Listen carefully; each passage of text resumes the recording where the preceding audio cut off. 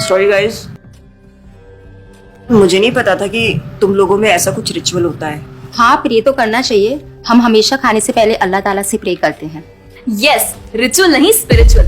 हम ही पहले भगवान को भोग ऑफर करते हैं और उसके बाद प्रे करके खाते हैं। लेकिन तुम्हारा भगवान यहाँ आके कैसे खा सकता है? जैसे वो तुम्हारी दुआ कानों से सुन सकता है, वो वैसे ही यहाँ पर आके खा भी सकता है। भगवान का फॉर्म पर्सनल है। अगर वो कानों से सुन सकते हैं तो मुंह से आके खा भी सकते हैं। उनके कान और मुंह दोनों है।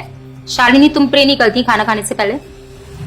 नहीं, लेकिन मेरे चाचा ने एक बार कहा था कि हमको वो गॉड ऑफ फूड को और फार्मर्स को थैंक यू बोलना चाहिए। You mean Annapurna Devi? What? God of food. Yes, हमें उन्हें थैंक करना चाहिए और साथ में फार्मर्स को भी। But I believe in watering the roots. देखो, हम हमेशा क्रिएशन को तो अप्रिशिएट करते ही हैं, लेकिन हम क्रिएटर को ना अप्रिशिएट करना भूल जाते हैं। अभी सोचो, पानी ना हो, हवा ना हो, उपजाऊ मिट्टी या धरती माँ ना हो, तो फार्मर क्या कर लेगा? So I believe that we should be thanking the Creator, the Lord, who is providing us with all the basic necessities. Point. अब तुम किस किस को थैंक करेगा? वैसे भी तुम्हारे 33 करोड़ तो देवी देवता है। बताओ, किस किस को थैंक करेगा तुम? और शांति, तुम बताओ, तुम किस गॉड को मानता है? मैं ऐसे किसी गॉड को नहीं मानती, लेकिन I think Shiva is a big God.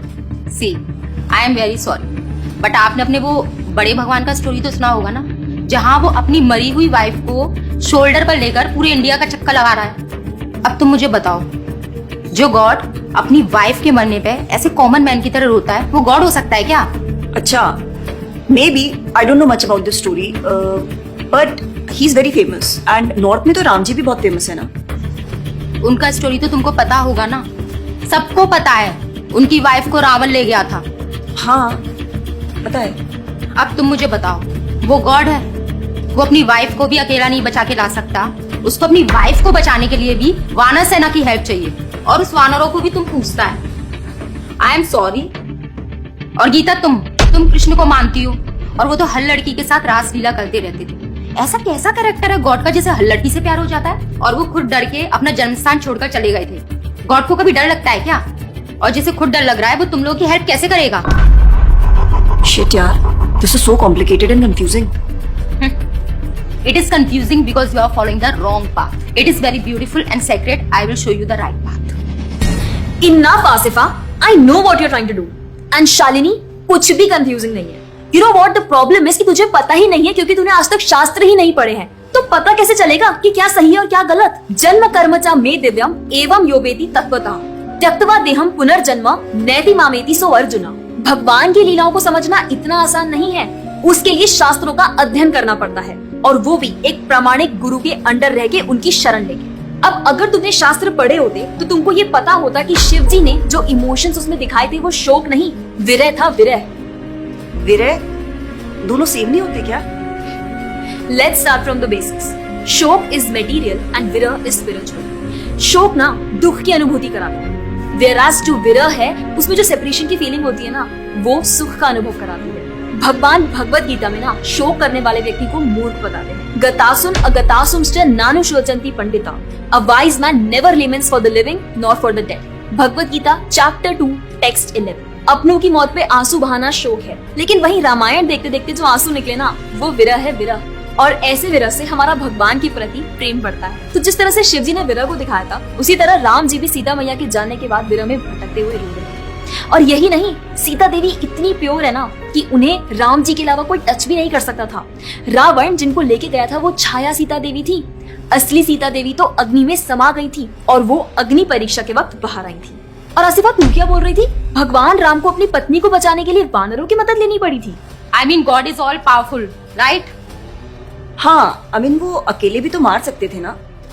यार शालिनी, अगर तूने कभी रामायण पढ़ी होती तो तुझे पता होता, जब खर और दूषण आए थे अपने 15,000 ऐसे दानवों के साथ जो इंसान को खा जाते थे, उन सब के साथ राम जी ने अकेले बिना किसी की हेल्प के उन सबके चिथड़े उड़ा दिए थे। अब ऐसे राम के लिए रावण को मारना मुश्किल है क्या? हाँ, लेकिन बाद में वानरों की हेल्प क्यों ली?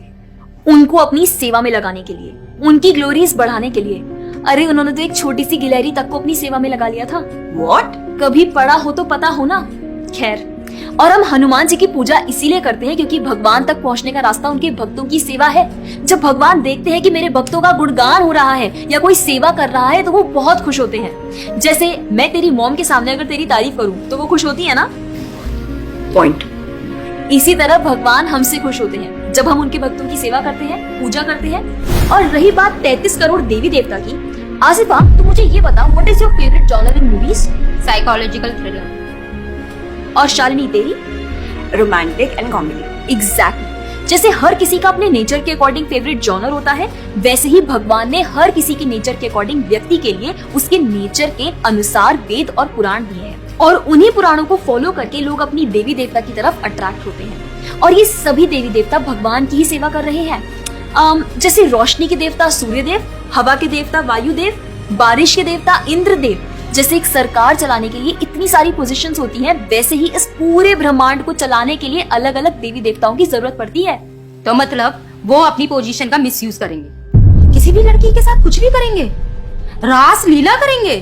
Stop it Asifa, now you are crossing the line. तुझे पता ही क्या है कृष्ण के बारे में? जो लोग बोलते हैं कि कृष्ण करे तो रास लीला है, हम करे तो कैरेक्टर ढीला है, उनको बोलो पहले भागवतम पढ़ ले। ठीक रास लीला से पहले भगवान ने गोवर्धन उठाया था। उनको बोलो पहले जाके गोवर्धन पर्वत उठाए। पैदा होते ही पूतना को मारा था, बच्चे से एक मच्छर नहीं मारा जाता। When he was crawling, मुख में ब्रह्मांड दिखा दिया था। तू अपने मुंह में अपना ये हॉस्टल ही दिखा दे आसिफा। क्या तुम जानते हो द्वारका में भगवान श्री कृष्ण की 16,108 रानियां थी और सबके अलग अलग महल थे और हर एक महल में श्री कृष्ण सबके साथ होते थे एक ही समय पर। रोज सारी रानियां कृष्ण से खुश थी और उन सब की जरूरतें कृष्णा पूरी करते थे। क्या किसी नॉर्मल से इंसान के लिए ये सब संभव है? आज के टाइम पे तो एक ही नहीं संभलती, लेकिन उस टाइम सारी रानियां एक दूसरे के साथ खुश थी और उन्हें खुश कृष्ण रखते थे। क्यों? क्योंकि वो भगवान है। और रही बात ब्रज की गोपियों के साथ रास लीला करने की, तो इतना जान लो कि रास लीला के टाइम पर करोड़ों गोपियां थी और कृष्ण पूरे टाइम हर एक गोपी के साथ मौजूद थे और उनके साथ डांस कर रहे थे एक टाइम पे करोड़ों गोपियों के साथ। ये सब बहुत डीप लीलाएं हैं और ये सब तभी पता चलेगी जब साधुओं के संग में रह के शास्त्रों को पढ़ा जाएगा। हवा में तीर चलाने से या सुनी सुनाई बातों पर यकीन करने से कुछ नहीं होने वाला। और रही बात अपने भक्तों को बचाने की, तो भगवान ने तो अपने भक्त परीक्षित महाराज को गर्भ में बचाया। 5 साल के प्रहलाद महाराज के लिए नरसिंह अवतार लेकर आए और उनको बचाया। यहाँ तक कि वो अपने गुरुदेव सांदीपनी मुनि के बेटे को मरने के बाद वापस लाए और उनको जिंदा किया। आई एम रियली इम्प्रेस्ड यार। हिंदू होते हुए भी मुझे फैक्ट्स पता ही नहीं थे। मेरे पेरेंट्स ने मुझे कभी इन सब चीजों के बारे में बताया ही नहीं। हाँ, पेरेंट्स की तो गलती है, लेकिन हम भी तो वही कर रहे हैं जो उन्होंने किया। We are not learning about our culture, not reading Ramayan, Mahabharat और भगवत गीता। आजकल तो ये सब कुछ रीड करना बहुत इजी भी है यार। Everything is available on our phones, and the problem is that we don't want to learn। और इसीलिए हमें कोई कुछ भी बोलता है और हम उसे मान लेते हैं और अपने बिलीफ को चेंज करने के लिए रेडी हो जाते हैं। एक्चुअली में पता है, किसी का हार्ट ट्रांसफॉर्म करना है तो प्यार से करो, ज्ञान से करो, पैसे और तलवार से नहीं।